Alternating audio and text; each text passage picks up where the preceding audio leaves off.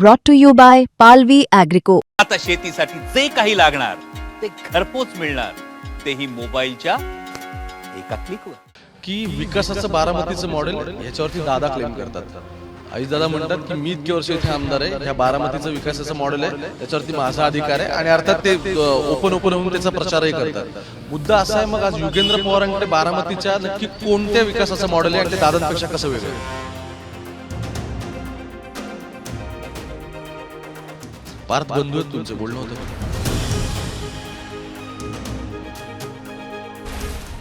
Recently काय तुमचं असं बोलणं झालं? कारण ज्या तुम्ही बातम्या बघितल्या असतील की मुंबईचं जमिनीचं सगळं प्रकरण झालं, मग तुम्ही असं काय बोलले पार्थ सोबत काही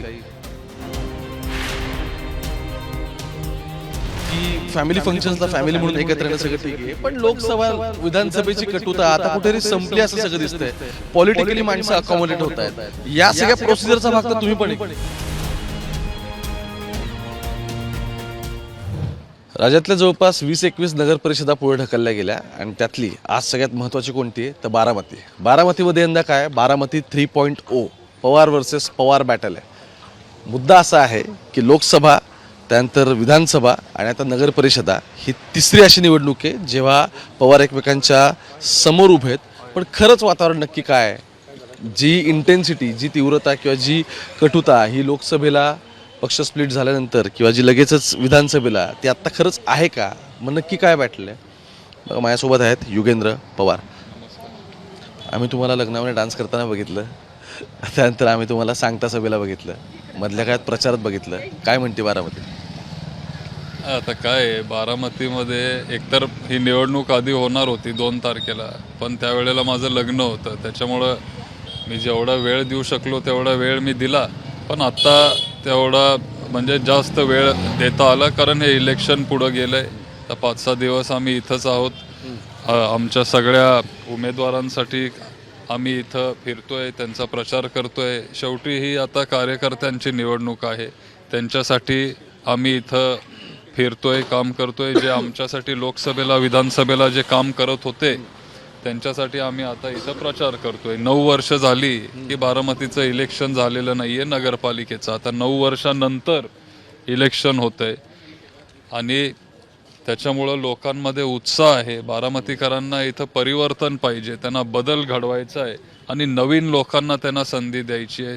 तरुण स्वच्छ प्रतिमेच्या लोकांना, उच्च शिक्षित उमेदवारांना बारामतीकरांना संधी द्यायची आहे आणि उद्याला तुम्हाला ते दिसेल। बघा, तुम्ही आता विषय काढला की निवडणुका कार्यकर्त्यांच्या आहेत, पण महाराष्ट्रातला पॅटर्न आहे ना यंदा पहिल्यांदा फार वेगळा दिसतोय की कार्यकर्त्यांच्या निवडणुका असं आपण कायम म्हणत आलो तरी सुद्धा महाराष्ट्राचे मुख्यमंत्री प्रचारात आहेत, ते स्वतः ॲक्टिव्ह आहेत। दोन्ही उपमुख्यमंत्री प्रचारात आहेत, ते ॲक्टिव्ह आहेत।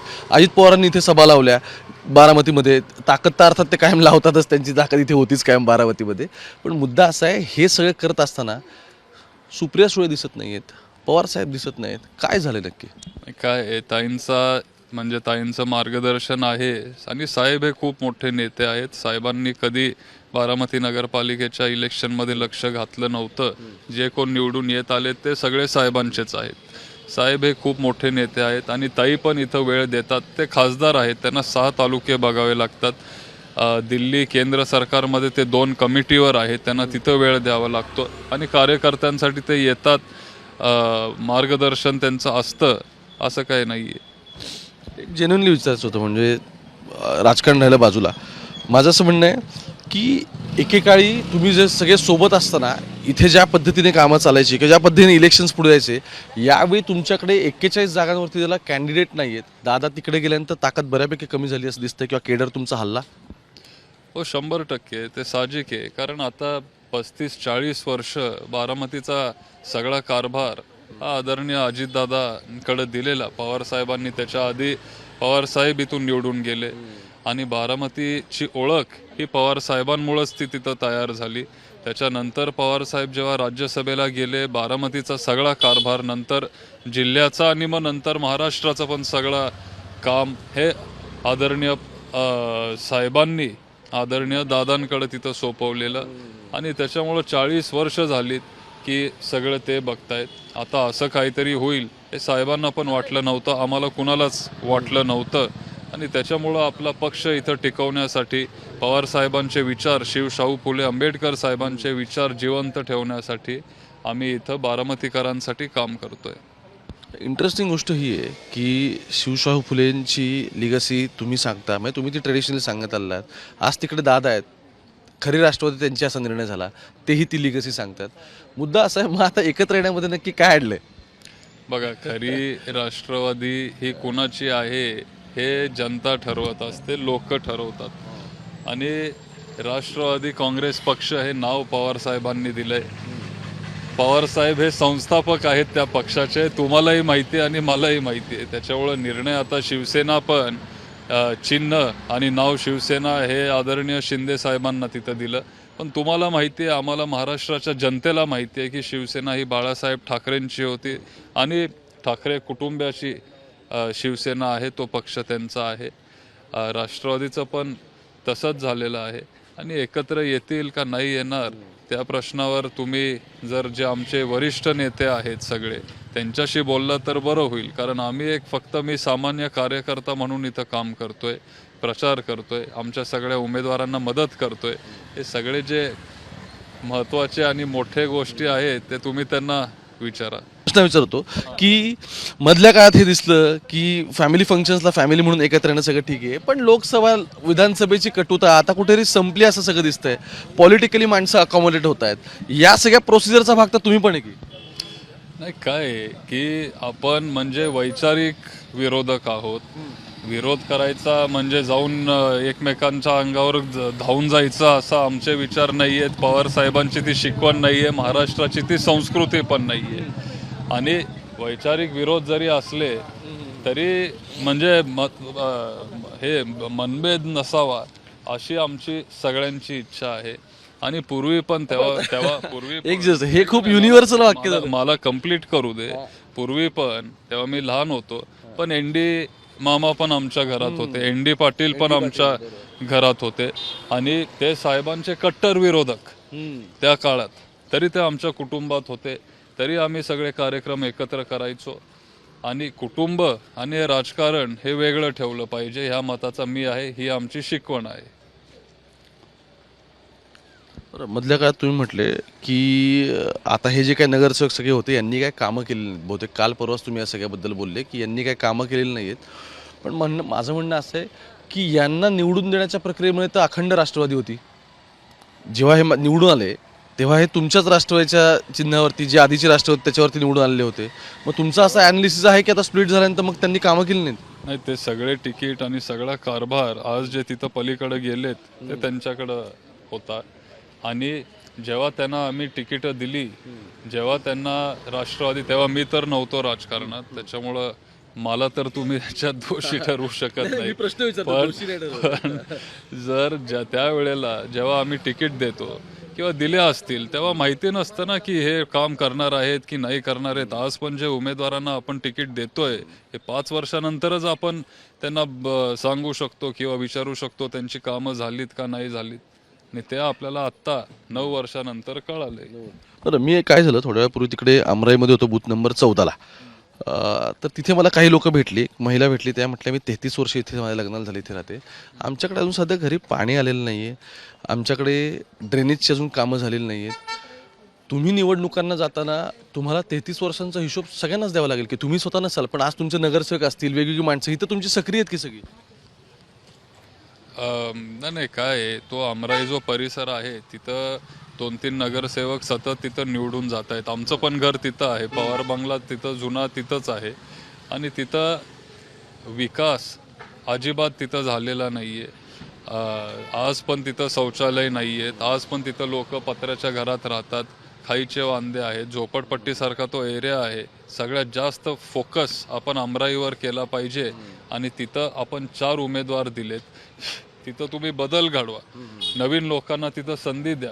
आणि 100% जर तुम्ही आम्हाला तिथं संधी दिली किंवा नवीन उमेदवारांना संधी दिली, तिथं आपला एक वंचित बहुजन आघाडीचा पण एक उमेदवार आहे. तुम्ही मधल्या काळात काही बाकीच्या पक्षांनी अपक्षांना पण पाठिंबा अपक्षांना पाठिंबा दिला आहे. वंचित बहुजन आघाडी आपल्यासोबत आहे, महाविकास आघाडी तर आपल्यासोबत आहेच. पण आता ज्या लोकांनी विकास केलेला नाही असं तुम्ही नवीन लोक त्यांना मत न देता नवीन चेहऱ्यांना तुम्ही तिथं संधी द्या. 100% आणि 5 वर्षाची टर्म असते, असं पण नाही की 15, 20, 33 वर्षाची ही टर्म असणार आहे. फक्त 5 वर्षासाठी तुम्ही संधी देऊन बघा. आम्ही सगळे तुमची कामं तिथं करू आणि बेसिक फॅसिलिटीज जे आज अमराईमध्ये पण लोकांना मिळत नाही आहेत ते फॅसिलिटीज आम्ही उपलब्ध करून देऊ. बघा, एक क्वेश्चन तरी मला असं वाटतं की इट स्टील रिमेन्स. त्याचं कारण असं आहे की विकासाचं बारामतीचं मॉडेल ह्याच्यावरती दादा क्लेम करतात. दादा म्हणतात की मी इतके वर्ष इथे आमदार आहे, ह्या बारामतीचं विकासाचं मॉडेल आहे, त्याच्यावरती माझा अधिकार आहे आणि अर्थात ते ओपन होऊन त्याचा प्रचारही करतात. मुद्दा असा आहे, मग आज युगेंद्र पवारांकडे बारामतीच्या नक्की कोणत्या विकासाचं मॉडेल आहे आणि ते दादांपेक्षा कसं वेगळं आहे? काय बारामती मॉडेल हे साहेब इथं आमदार असताना हा शब्द तयार झालेला. बारामती मॉडेल जेव्हा पवार साहेब इथं पहिल्यांदा निवडून गेले, आमच्या सगळ्या कुटुंबांनी बारामतीला मदत केली आहे, बारामतीकरांना मदत करत आलो आहे. संपूर्ण पवार कुटुंबियांनी तिथं बारामतीला मदत केलेली आहे. मग ते साहेबांपासून त्याची सुरुवात झाली. दादांनी पण तिथं कामं केलीत, नाही असं नाही. माझे आई वडील असतील, माझे काका असतील, रोहित पवारांचे आई वडील असतील, आपले संस्था जे पवार साहेबांनी काढलेत, KVK असेल, विद्याप्रतिष्ठान असेल, असं सगळ्यांनी मिळून बारामतीचा विकास केला आहे. बारामती हा ड्राय एरिया आहे, इथं पाणी नव्हतं. 50 वर्षापूर्वी साहेबांनी इथं पाणी आणलं, जानाई सिरसाईच्या माध्यमातून आणि पुरंदर उपसा योजनाच्या माध्यमातून इथं पाणी आणल्यामुळं बारामतीचा खरं तर तिथं विकास सुरू झाला. शेतकऱ्यांना तिथं फायदा झाला. तुम्ही जर ग्रामीण भागात जाल ते तिथं आपला पक्ष जास्त तिथं स्ट्रॉंग आहे, कारण पवार साहेबांनी शेतकऱ्यांची कामं जास्त केली, ग्रामीण भागात जास्त कामं केली. पाणी काय पाणी आता इथं MIDC बारामतीत जी आहे ती पण साहेबांनी आणली. फक्त बारामतीत नाहीत, महाराष्ट्रामध्ये मुख्यमंत्री असताना साधारण 150 MIDC पवार साहेबांनी उभे केले. MIDC उभं केल्यामुळं इथं रोजगार आला, इथं कंपन्या आले, इथं इंडस्ट्री आली. पण अलीकडच्या काळात कुठलीही नवीन कंपनी इथं आलेली नाहीये. रोजगार तयार केला पाहिजे, मुलांना मुलींना इथल्या स्थानिक जॉब्स दिले पाहिजेत. रस्ते चांगले झालेत, नाही असं नाही, म्हणजे खूप चांगले रस्ते आहेत, पण त्याच कॉन्ट्रॅक्टरांना तिथं कामं दिलीत. आता मी मध्ये आर्टिकल वाचत होतो, जंगली महाराज रोड पुण्याचा काहीतरी 100 वर्ष झाली तो रस्ता तसाच आहे. 1967 पासून तो शेवटची त्याला डागडुजी झाली. हा, म्हणजे 67 पासून आजपर्यंत तो रस्ता तसा आहे. म्हणजे जर तुम्हाला करायचं असेल तर मग ते तुम्ही करू शकता. फक्त इथंच नाही, कुठंही महाराष्ट्रामध्ये ते तुम्ही करू शकता. मग सारखं आपल्याला इथं रस्ते का बनवावे लागतात? त्याच लोकांना ती कामं का दिली जातात? मला मध्ये एक जण म्हणाला की सतत 6 महिन्यांनी तुमच्याकडे नवीन टेंडर निघतात, असं आहे का खरं? नवीन टेंडर, परत स्पीड ब्रेकर तिथं आणला जातो, परत 6 महिन्यानंतर स्पीड ब्रेकर तिथून काढला जातो, परत तो रस्ता तिथं बनवला जातो. हे कुठंतरी हे थांबलं पाहिजे. रस्ते चांगले आहेत, नाही असं नाही, किंवा मोठे मोठे इमारती तिथं बांधले जातात, किंवा भिगवण रोडचा विकास तिथं सांगितला जातो. आता भिगवण रोडवर तिथं मोठे इमारती जरी असले तरी शोरूम जर तुम्ही सोडली, म्हणजे खालचा मजला, वरच्या मजल्यांसाठी गिराईक नाहीये, ते भाड्याने पण ते फ्लॅट जात नाहीयेत, किंवा ते ऑफिसेस भाड्याने पण जात नाहीयेत. का? कारण इथं रोजगार नाहीये, इन्कम इथं कमी पडतोय, शहर महाग होत चाललंय, न परवडणारं असं होत चाललंय सामान्य लोकांसाठी. सो तुमचं म्हणजे त्यांचं मॉडेल विकासाचं आहे, तर तुम्ही सस्टेनेबल डेव्हलपमेंट म्हणता. एक्झॅक्टली. आता शेवटाकडे चाललंय म्हणून एक राजकीय देर इज अ म्हणजे डिफरन्स बिटवीन सस्टेनेबल डेव्हलपमेंट आणि इन्फ्रास्ट्रक्चर डेव्हलपमेंट. तुम्ही इन्फ्रास्ट्रक्चर तुम्ही करू शकता, रस्ते असेल, बिल्डिंग असेल, असं कन्स्ट्रक्शन वर्क तुम्ही करू शकता, तो पण एक प्रकारचं डेव्हलपमेंटच आहे, नाही असं नाही. किंवा सुशोभीकरण, चांगलं गार्डन असेल, हे सगळे गोष्टी नागरिकांना पाहिजेत आणि विकासाला आमचा विरोध नाहीये. पण सस्टेनेबल डेव्हलपमेंट झालं पाहिजे, जिथं food, water, clean toilets, jobs, हे सगळे गोष्टी पण नागरिकांना मिळाले पाहिजेत. आणि आम्हाला वाटतं की हे जास्त महत्त्वाचं आहे आणि त्याच्यावर आम्ही जरा जास्त फोकस करतोय. आता शेवटाकडे चाललंय म्हणून एक राजकीय प्रश्न. पार्थ बंधू आहेत तुमचे, बोलणं होतं का? होतं ना. आता माझ्या लग्नाला ते आले, जय पवारांच्या लग्नाला मी तिथं गेलो. शेवटी तो माझा भाऊ आहे आणि राजकीय जरी आम्ही वेगळे असलो तरी आमचं अख्खं लहानपण एकत्र गेलंय. आमच्यात आणि त्यांच्यात 1 वर्षाचा फरक आहे. आणि जे काय झालं काय म्हणतो वरिष्ठ पातळीवर, त्याच्यात आमचं काय हे नव्हतं. म्हणजे आमचं काय त्याच्यामध्ये म्हणणं किंवा आम्हाला काय त्याच्यामध्ये नव्हता आणि त्याच्यामुळं आमचं बोलणं असतं रोज किंवा पूर्वीसारखं आहे असं मी म्हणणार नाही, पण म्हणजे मधून अधून जेव्हा आम्ही भेटत असतो लग्नात किंवा कौटुंबिक कार्यक्रमात आम्ही नक्की बोलत असतो. मग रिसेंटली काय तुमचं असं बोलणं झालं? कारण ज्या तुम्ही बातम्या बघितल्या असतील, मुंडव्याचं जमिनीचं सगळं प्रकरण झालं, मग तुम्ही असं काय बोलले पार्थ सोबत काही? नाही, ते सगळ्या गोष्टी मी बोललो नाही. शेवटी ते माझे म्हणून काही ऍडवाइस, सल्ला किंवा गप्पा आले असतील? मी लहान भाऊ आहे, मोठ्या गप्पा झाले असतील तर मोठ्या भावाला ऍडवाइस द्यायचं नसतो. त्याच्यामुळे नाही, हे सगळे गोष्टी किंवा विषय आम्ही बोलत नाही किंवा मी बोलत नाही. ते आम्ही म्हणजे बाकीच्या गोष्टींवर आम्ही चर्चा केली. इंटरेस्टिंग हे सगळं यासाठी की ज्यावेळी दोन राष्ट्रवादींमध्ये आता म्हणजे आपण ज्याला अखंड राष्ट्रवादी असं म्हणू, अशा चर्चा सुरू आहेत, बॅक द डोर याबद्दल बातम्या बाहेर येत आहेत.